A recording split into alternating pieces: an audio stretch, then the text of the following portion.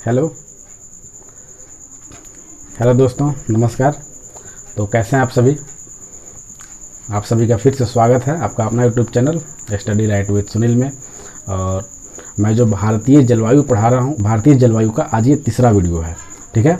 जिसमें कि मैं फर्स्ट वाले वीडियो में भारत की जलवायु कैसी है और उसकी किस प्रकार से विशेषता के बारे में मैं भली भांति चर्चा किया था। और उसके बाद सेकेंड वीडियो में मैं मानसून पढ़ाया था कि भारत की मानसून मतलब भारत में कितने प्रकार की मानसूनी हवाएं बहती हैं। तो भारत में दो प्रकार की मानसूनी हवाएं होती हैं, एक उत्तर पूर्वी मानसून हवा और एक दक्षिणी पश्चिमी मानसूनी हवा। तो दक्षिणी पश्चिमी मानसूनी हवा का अरब सागर शाखा हम सेकेंड वाले वीडियो में उसके बारे में हम लोग चर्चा कर लिए थे। तो चलिए आज का हम लोग का टॉपिक है दक्षिणी पश्चिमी मानसून का बंगाल की खाड़ी की शाखा, ठीक है। तो आइए इसकी हर एक फैक्ट को, एक एक चीज़ को इस मानचित्र के माध्यम से समझते हैं। और जब अच्छा तरीक़ा से आप समझ लेंगे, भारतीय जलवायु एक ऐसा चैप्टर है कि इसको अच्छा तरीक़ा से समझना ज़रूरी है, ठीक है। रटने की उतना ज़रूरत नहीं है। इसकी किताब में तो ऐसे बहुत सारे चीज़ें लिखे होते हैं जो पढ़ने से किसी के भी दिमाग में मतलब उतने अच्छे तरीके से नहीं घुस सकते हैं जब तक उसको आप कल्पना करके नहीं पढ़ेंगे, ठीक है। तो इस तरीक़ा से अगर आप पढ़ेंगे यहाँ मानचित्र के माध्यम से भारत में कैसे कैसे मानसून का क्रियाविधि है और किस प्रकार से भारत में मानसून काम करता है, अगर इसको देखते हुए पढ़ाई करेंगे तो आपके दिमाग में बहुत ही अच्छे तरीके से बैठ जाएगा, ठीक है। और हाँ, एक चीज़ मैं कहूँगा, अगर वीडियो आपको पसंद आता है तो उसको लाइक भी कीजिए और अपने दोस्तों को शेयर भी कीजिए। और जो भी डाउट होता है उसको कमेंट में ज़रूर आप पूछ सकते हैं। तो चलिए शुरुआत करते हैं। भारत की जलवायु का ये तीसरा वीडियो है जिसमें आज का हमारा टॉपिक है, देखिए, दक्षिणी पश्चिमी मानसून की बंगाल की खाड़ी की शाखा। मतलब आप ये देखे थे, एक बार मैं रिकॉल कर दूं पीछे से, कि दक्षिणी पश्चिमी मानसून जो भारत के दक्षिण और पश्चिम दिशा से जो मानसूनी हवाएं बह करके आती हैं उसको बोलते हैं दक्षिणी पश्चिमी मानसून। यानी कि जो हिंद महासागर के ऊपर से जो हवाएं बह करके दक्षिण पश्चिम दिशा से भारत में प्रवेश करती है ग्रीष्म ऋतु में, उसको बोलते हैं दक्षिण पश्चिमी मानसून। इसकी दो शाखा है, एक शाखा जो अरब सागर, आप जानते हैं कि इधर अरब सागर होता है, इधर बंगाल की खाड़ी है। प्रायद्वीपीय भारत के इस साइड में मतलब पश्चिम ओर अरब सागर है और पूरब की तरफ बंगाल की खाड़ी है। तो अरब सागर के ऊपर से जो मानसूनी हवाएं आती है उसको बोलते हैं अरब सागर शाखा, दक्षिणी पश्चिमी मानसून की। और जो बंगाल की खाड़ी के ऊपर से जो हवा आती है उसको बोलते हैं दक्षिणी पश्चिमी मानसून की बंगाल की खाड़ी की शाखा। क्लियर हो गया? तो आज हम इसी शाखा पर चर्चा करेंगे। दक्षिणी पश्चिमी मानसून की ये जो शाखाएं हैं इसकी चर्चा करेंगे कि इससे भारत में कहाँ कहाँ वर्षा होती है, कैसे ये काम करता है, ठीक है। तो चलिए सबसे पहले आप ये लिखेंगे, मैं जैसे जैसे बोलते जाऊंगा आप उसको उसी तरीके से अपने लैंग्वेज में आप उसको नोट करते जाएंगे, ठीक है, अपने तरीके से। तो मैं ये बता रहा हूँ कि दक्षिणी पश्चिमी मानसून की आप ऐसे लिखेंगे, दक्षिणी पश्चिमी मानसून की अरब सागर शाखा द्वारा इस पश्चिमी घाट पर्वत से टकराकर पूरे पश्चिमी तटीय मैदान पर वर्षा करती है। लेकिन बंगाल की खाड़ी की शाखा, मैं इसका तुलना करके इसलिए पढ़ा रहा हूँ कि आप जानते होंगे कि अरब सागर इसके किनारे पर है, पश्चिमी तटीय मैदान के किनारे पर, और बंगाल की खाड़ी पूर्वी तटीय मैदान पर। तो अरब सागर शाखा जो होता है उससे पश्चिमी तटीय मैदान पर भरपूर वर्षा होता है। कारण ये है कि पश्चिमी घाट पर्वत जो है इस मानसूनी हवा के विपरीत में पड़ता है। तो जब तक हवा टकराएगा नहीं तब तक वर्षा नहीं होता है। जैसे कि मैं बताया था कि ये अगर पर्वत है, यहाँ से कोई मानसूनी हवा ऐसे आ रही है, इस पर्वत से टकरा करके पर्वत की ढाल के सहारे ऊपर की ओर उठती है। और जैसे जैसे ऊपर उठेगी इस मानसूनी हवा के तापमान में गिरावट आएगा, जिसको एडियाबेटिक ताप ह्रास बोलते हैं। जिसको क्या बोलते हैं? एडियाबेटिक ताप ह्रास। इस एडियाबेटिक ताप ह्रास के चलते यहाँ पर जब इसका तापमान कम होता है तो मानसून जो होता है, जो हवाएं होती हैं, वो अपना नमी छोड़ देती है, जिससे कि बरसात होने लगता है। समझ गया? अब देखिए इसका उदाहरण देख सकते हैं कि जब तक जो मानसून हवा जिसमें भाप बना हुआ होता है वो जब तक ठंडा हवा के संपर्क में नहीं आएगा और ठंडा नहीं होगा तब तक पानी बरस नहीं सकता है। जैसे कि आप कभी खाना बनाते होंगे या बनाते हुए देखे होंगे कि अगर कोई कढ़ाई को ढक्कन से ढका हुआ है और उसमें सब्जी पका रहे हैं, तो जैसे ही ढक्कन को मतलब कि चूल्हा से बाहर निकालेंगे, उस कढ़ाई से बाहर निकालेंगे, उसके पेंदी से पानी टप टप गिरने लगता है। उसका कारण क्या है कि वहाँ पर चूंकि भाप बन करके उसमें चपका हुआ रहता है, ढक्कन में चपका हुआ है, ठीक है। वो जैसे ही बाहर करते हैं, ठंडा हवा के संपर्क में आते ही पानी के बूंद बरसने लगता है, यानी कि वहाँ भी संघनन क्रिया होता है। ठीक उसी प्रकार जब मानसूनी हवाएं जब पर्वत से टकरा करके ऊपर उठती है तो ऊपर उठने के क्रम में इसमें तापमान में गिरावट आता है, यानी कि एडियाबैटिक ताप ह्रास होता है, और उसी गिरावट के चलते यहाँ नमी जो है वह छोड़ देती है, और वही नमी छोड़ना ही बरसात कहलाता है। तो आप यहाँ देखेंगे, अभी इसको देखिए कि पश्चिमी घाट पर्वत जो है इस मानसून का दक्षिणी पश्चिमी मानसून के विपरीत पड़ता है, जिससे कि यहाँ पर ये टकराता है और पूरे पश्चिमी तटीय मैदान पर वर्षा करता है। ठीक है, लेकिन यहाँ बंगाल की खाड़ी की शाखा जो है, आप देख रहे हैं ये बंगाल की खाड़ी की शाखा है, आप लिखेंगे बंगाल की खाड़ी की शाखा पूर्वी तटीय मैदान पर वर्षा नहीं कर पाती है। कारण क्योंकि यह पूर्वी तटीय मैदान के समानांतर उत्तर की ओर प्रवाहित हो जाती है। देख रहे हैं ये पूर्वी तटीय मैदान है, ठीक है, ये पूर्वी तटीय मैदान है, लेकिन हवाएं जो हैं यानी बंगाल की खाड़ी की शाखा इसे टकरा नहीं रहा है। जब तक इसे टकराएगा नहीं तब तक बरसात नहीं हो सकता है। तो ये इसको नहीं टकराने की वजह से यानी कि यह बंगाल की खाड़ी की शाखा जो है वह पूर्वी तटीय मैदान के समानांतर उत्तर की ओर आगे बढ़ जाता है, जिसके चलते बंगाल की खाड़ी की शाखा द्वारा पूर्वी तटीय मैदान पर वर्षा प्राप्त नहीं होती है। तो आप एक सेंटेंस को और जोड़िए, ठीक है, ऐसे लिखिए कि यही कारण है कि दक्षिणी पश्चिमी मानसून की अरब सागर शाखा द्वारा इस केरल के मालाबार तट पर, देख रहे हैं ये केरल का मालाबार तट है, ठीक है, यहाँ पर भरपूर वर्षा होती है, यानी कि 1 जून से प्रारंभ होकर 15 सितंबर तक लगभग हमेशा वर्षा होते रहती है। यानी कि 1 दिन 2 दिन गैप हो सकता है, लेकिन 2 दिन 3 दिन के अंतराल पर यहाँ पर बारिश जोरदार तरीके से होते रहता है। लेकिन ठीक इसके कुछ ही दूरी पर पूरब की ओर तमिलनाडु के कोरोमंडल तट पर, देख रहे हैं इस तमिलनाडु के कोरोमंडल तट पर बंगाल की खाड़ी की शाखा द्वारा वर्षा नहीं हो पाता है। क्लियर हो गया? इसको मैं फिर से रिपीट कर दूं कि दक्षिणी पश्चिमी मानसून की अरब सागर शाखा द्वारा केरल के मालाबार तट पर 1 जून से 15 सितंबर तक लगातार बारिश होते रहती है, लेकिन उससे कुछ ही दूरी पर पूरब की तरफ पूर्वी तट पर तमिलनाडु के कोरोमंडल तट जो है वहां पर बंगाल की खाड़ी की शाखा द्वारा वर्षा प्राप्त नहीं होती है।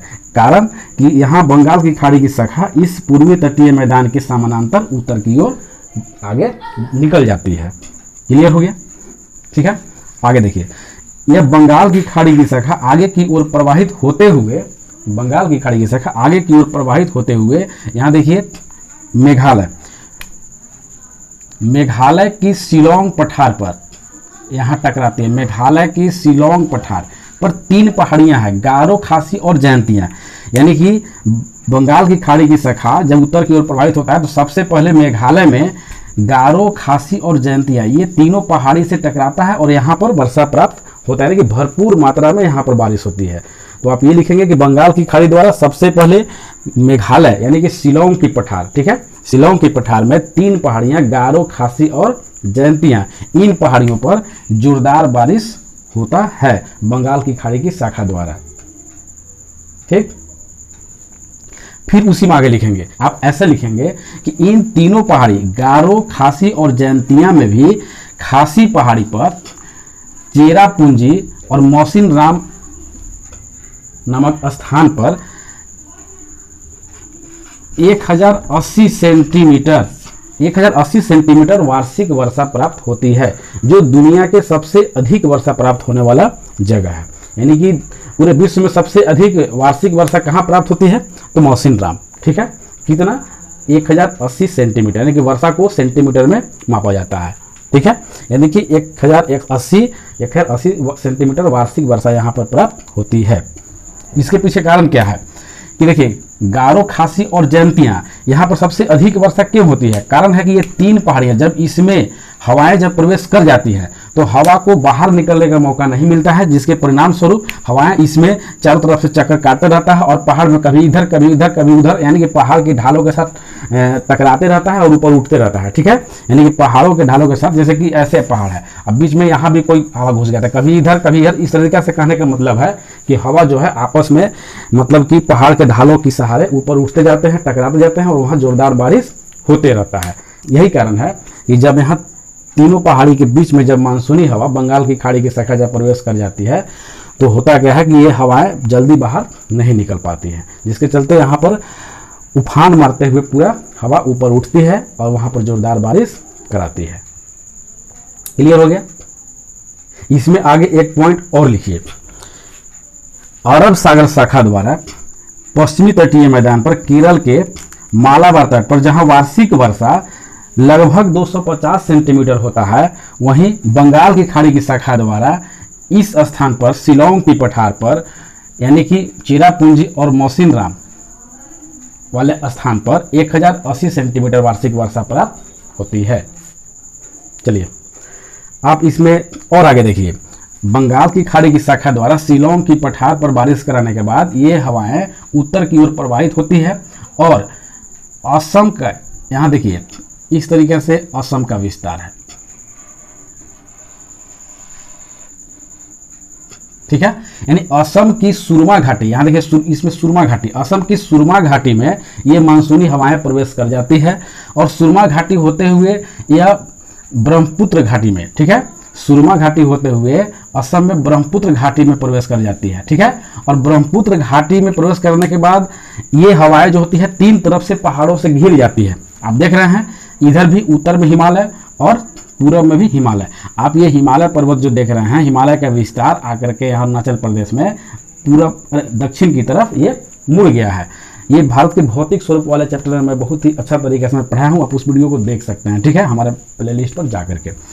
आप यहाँ से ये समझिए कि जो हिमालय की दक्षिणी पूर्वी सिरा जो दक्षिण की तरफ मुड़ गया है, ये भी एक हिमालय का ही अंग है। तो जब यहाँ पर मानसून प्रवेश करती है बंगाल की खाड़ी की शाखा, तो ये तीन ओर से पहाड़ों से घिर जाती है। देख रहे हैं उत्तर में हिमालय, पूरब में भी हिमालय और दक्षिण में ये वाला जो पहाड़ी है, ये वाला कौन सी पठार है, तो शिलोंग के पठार। ये तीन ओर से पहाड़ी से घिरने के कारण यहाँ भी जो है बंगाल की खाड़ी की शाखा जो है वह ब्रह्मपुत्र घाटी में, बंगाल की खाड़ी की शाखा ब्रह्मपुत्र घाटी में पर्याप्त वर्षा कराती है। यानी कि यहाँ भी वर्षा बहुत ही काफ़ी मात्रा में प्राप्त हो जाती है। ब्रह्मपुत्र घाटी में किससे वर्षा प्राप्त होता है? बंगाल की खाड़ी की शाखा द्वारा। कारण कि तीन ओर से पहाड़ी से यह घिरा हुआ है और यहाँ भी हवाएं पहाड़ों से टकराती है और ऊपर उठेगी और वही ताप ह्रास होगा, यानी कि ताप में कमी होगा और वर्षा प्राप्त होगी। चलिए तो आगे देखते हैं, ठीक है। शिलोंग की पठार से टकराने के बाद बंगाल की खाड़ी की एक दूसरी शाखा यहाँ जो है कलकत्ता में, मतलब कि बंगाल में हुगली नदी का मुहाना है। इस हुगली नदी के मुहाने से बंगाल की खाड़ी की दूसरी शाखा इसमें प्रवेश कर जाती है और इस हुगली नदी के मुहाने से उत्तर भारत के मैदान में ये हवाएं प्रवेश कर जाती हैं। बंगाल की खाड़ी की शाखा जो है जब उत्तर भारत के मैदान में जब प्रवेश करती है तो ये हवाएं कलकत्ता, पटना, इलाहाबाद, कानपुर होते हुए ये दिल्ली तक पहुंच जाती है और कलकत्ता से लेकर के दिल्ली तक यह वर्षा कराती है।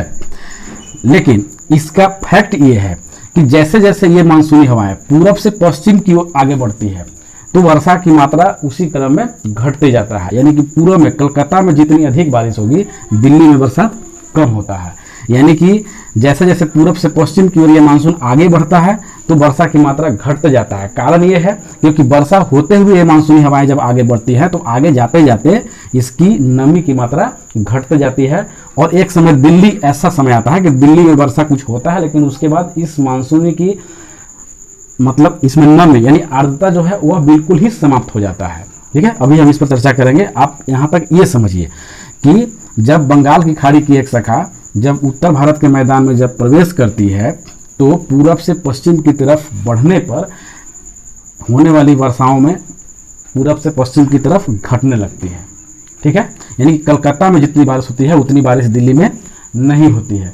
तो आप इसको ऐसे भी लिखेंगे, कलकत्ता में लगभग 150 सेंटीमीटर वार्षिक वर्षा होती है, आप इसको लिखें। ठीक है, फिर पटना में 100 सेंटीमीटर, फिर देखिए इलाहाबाद में 76 सेंटीमीटर, दिल्ली में लगभग 56 सेंटीमीटर वार्षिक वर्षा होती है। ये वार्षिक वर्षा मैं बता रहा हूँ, तो आप इसको ऐसे लिख लेंगे। कभी कभी एग्जाम में क्या होता है कि क्रम सजाने के लिए दे देता है कि निम्न में से 4 शहर का नाम दे दिया कि आप इसको क्रम से सजाए, वर्षा का घटते क्रम। तो आप इसको याद रखेंगे कि पूरब से पश्चिम की तरफ जाने पर वर्षा की मात्रा घटते जाती है। यही कारण है कि जब उत्तर भारत के मैदान को प्रवेश पार करते हुए जब ये हवाएं यहाँ पहुँचती हैं, ये देखें अरावली पर्वत राजस्थान में, अरावली पर्वत, इसकी शाखा राजस्थान के अरावली पर्वत से टकराती तो है लेकिन वर्षा नहीं कर पाती है। यानी कि अभी तक हम लोग ये देख रहे थे कि जब मानसूनी हवा जब कोई पर्वत से टकराएगी तो क्या होगा, वहाँ पर बारिश होगा। लेकिन ये मानसूनी हवा राजस्थान के अरावली पर्वत से टकराता है, उसके मार्ग में अरावली पर्वत पड़ता है, किंतु बरसात नहीं होता है। उसका कारण क्या है? यही जो भी आप जाने कि मानसूनी हवाएं में, इस हवा में यहाँ पहुँचते पहुँचते यानी कि राजस्थान के अरावली पर्वत के पास पहुँचते पहुँचते उसमें नमी खो चुका होता है, नमी समाप्त हो चुका है। और जब तक हवा में नमी नहीं होगा तब तक बरसात नहीं हो सकता है। सिर्फ शुष्क हवा बहने से वर्षा नहीं होता है। उन हवाओं में नमी या आर्द्रता प्रचुर मात्रा में होना चाहिए। तो यहाँ पहुँचते पहुँचते, राजस्थान तक पहुँचते पहुँचते हवाएं नमी खो देती है, जिसके चलते यहाँ पर बरसात नहीं हो पाता है। आप यहाँ पर एक फैक्ट ऐसे लिखेंगे, ठीक है। यही कारण है कि अरावली पर्वत श्रेणी पर यानी कि राजस्थान में न तो दक्षिणी पश्चिमी मानसून की अरब सागर शाखा द्वारा वर्षा हो पाती है और न ही बंगाल की खाड़ी की शाखा द्वारा वर्षा हो पाती है। दोनों का कारण लिखिए। दक्षिण पश्चिम मानसून की अरब सागर शाखा द्वारा वर्षा क्यों नहीं होती है इस राजस्थान में? जब अरब सागर शाखा जब यहां से प्रवेश करती है तो देखिए, जब अरब सागर शाखा यहां प्रवेश करती है तो इस तरीका से हवा निकल जाती है, ठीक है। ये आप क्या देख रहे हैं कि जब अरब सागर शाखा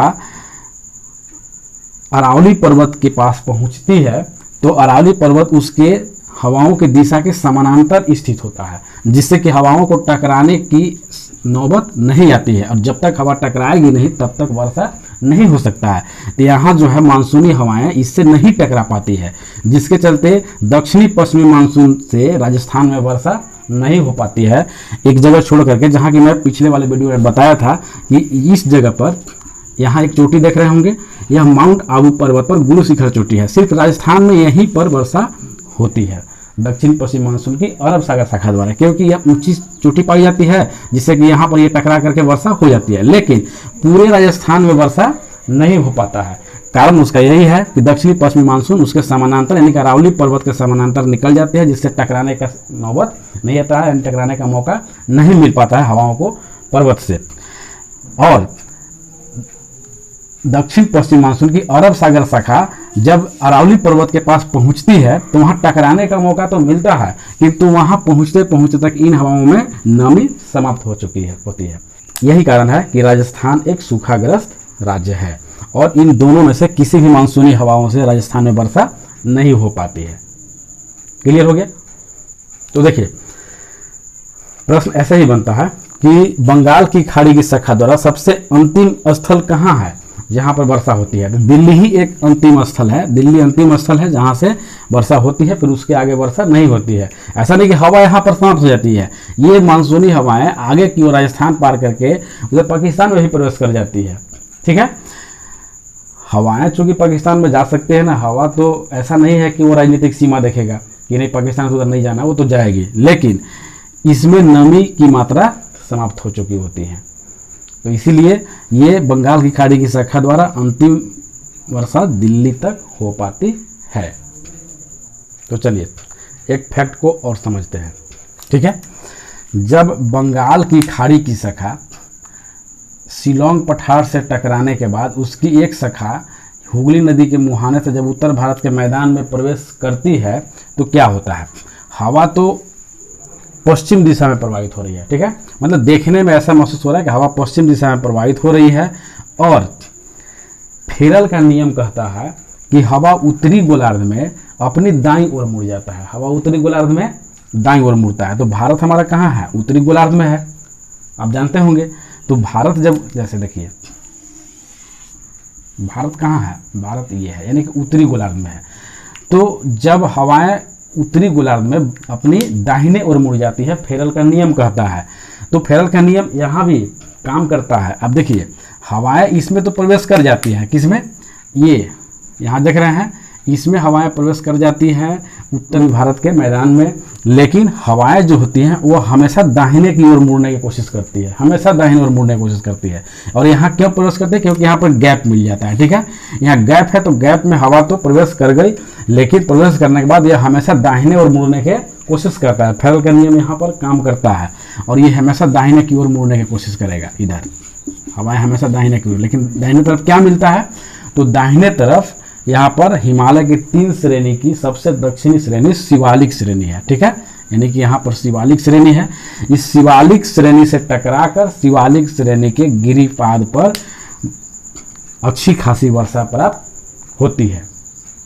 आप समझ गए कि यहाँ भी फेरल का नियम काम करता है कि हवाएं अपनी दाहिने ओर मुड़ने की कोशिश करता है और दाहिने ओर मुड़ने के कारण ही इस शिवालिक श्रेणी के दक्षिणी हिस्से में अच्छी खासी वर्षा प्राप्त होती है। किंतु ये प्रायद्वीपीय भारत की पठार जो है, प्रायद्वीपीय पठार के उत्तरी हिस्से पर यानी प्रायद्वीपीय पठार के उत्तरी ढाल पर वर्षा कम प्राप्त होता है। स्पष्ट हो गया। यही कारण है कि मध्य प्रदेश और उत्तर प्रदेश के ये बुंदेलखंड वाला जो क्षेत्र है, इस बुंदेलखंड वाले क्षेत्र में वर्षा प्राप्त नहीं हो पाती है। वर्षा प्राप्त नहीं होने के कारण ये क्षेत्र जो है वह सूखाग्रस्त क्षेत्र है, ठीक है। यानी कि यह सूखा क्षेत्र कहलाता है। यह भी शुष्क और सूखा क्षेत्र कहलाता है बुंदेलखंड का पठार।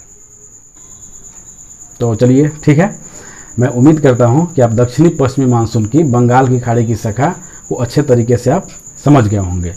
हाँ, एक चीज़ मैं इसमें और बताना चाहूँगा कि पूर्वी तटीय मैदान पर, ठीक है, इस पूर्वी तटीय मैदान पर वर्षा ऐसा नहीं कि नहीं होती है, होती है, लेकिन वो उत्तरी पूर्वी मानसून के कारण और कुछ चक्रवात उठता है। इस बंगाल की खाड़ी में चक्रवातें कुछ उठते हैं, उसके चलते ही वर्षा होती है। लेकिन बंगाल की खाड़ी की शाखा द्वारा वर्षा नहीं होती। आज हम इस पर चर्चा किए हैं और आगे नेक्स्ट वीडियो में और डिटेल हम चर्चा करेंगे कि चक्रवात के बारे में भी चर्चा करेंगे, पश्चिमी विक्षोभ है उसके बारे में भी चर्चा करेंगे, उत्तरी पूर्वी मानसून के बारे में चर्चा होगा आगे नेक्स्ट वीडियो में, ठीक है। तो चलिए आज के लिए इतना ही, फिर मिलते हैं अगले नेक्स्ट वीडियो में। Thank you.